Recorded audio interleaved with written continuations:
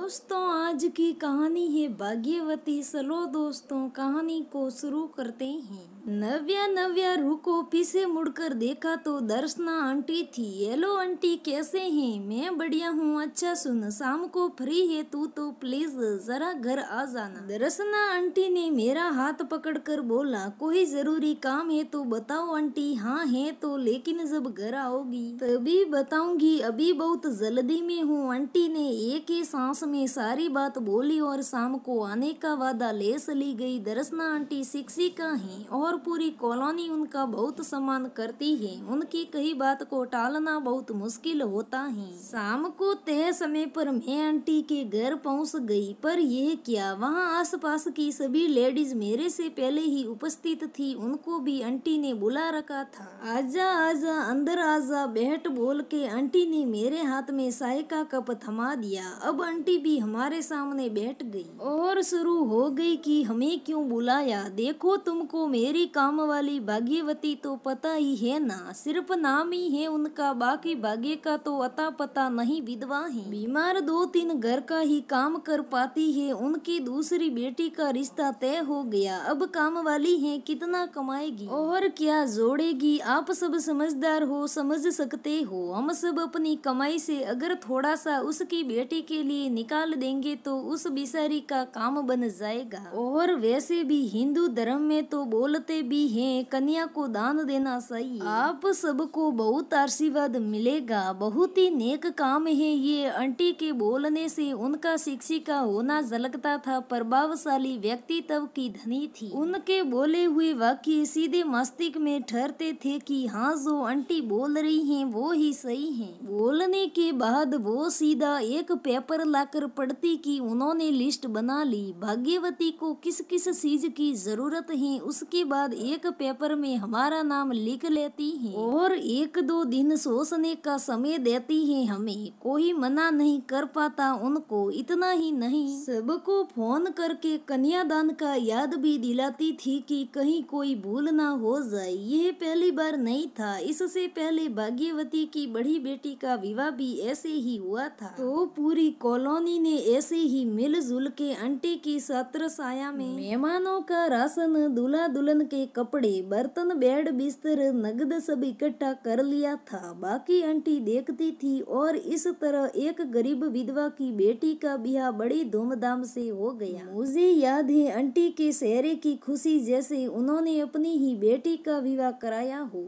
और अब यह सब हमें दोबारा भाग्यवती की दूसरी बेटी के लिए करना है। बहुत बड़ा काम नहीं है, लेकिन बहुत कम लोग आंटी जैसे होते हैं जो दूसरों के बारे में इतना सोचते हैं। चाहे भाग्यवती की कैसी भी स्थिति हो, तो भाग्यशाली तभी तो आज के जमाने में जहाँ लोग अपनों को नहीं पूछते, उसे आंटी जैसे इंसान का साथ मिला है। ऐसे ही आंटी की मदद से उनकी बेटी का धूमधाम से विवाह हो गया। आंटी जैसी सोच वाले हमारी समाज में बहुत कम लोग होते हैं। ऐसे गरीबों की मदद नहीं करते हैं। दोस्तों, अपने घर पे काम करने वाली काम वाली बाई की मदद तो जरूर करनी चाहिए। दोस्तों, हमें कहानी से सीख मिलती है कि गरीबों की हमेशा मदद करनी चाहिए। चाहे हमें मिले जितनी ही, जरूरी नहीं कि ज्यादा हो, हमें जितनी मिल सकती है उतनी ही करनी चाहिए। दोस्तों, मेरी ये कहानी कैसी लगी कमेंट करके जरूर बताना।